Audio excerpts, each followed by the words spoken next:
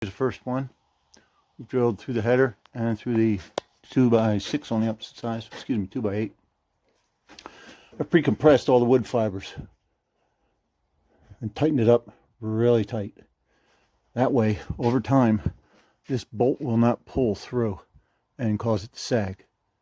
And what we can do is measure total height from the end down to the ground and mark it here where it should be.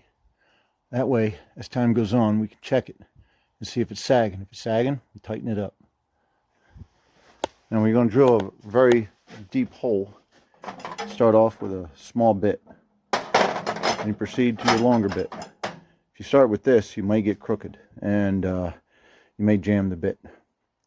And I used a 1/2-inch drill. I used a rechargeable impact and punch and a hammer. So there we have it. There's the first one. I'll put up 2 more. Like and subscribe, or I'll set this fella loose in your garage.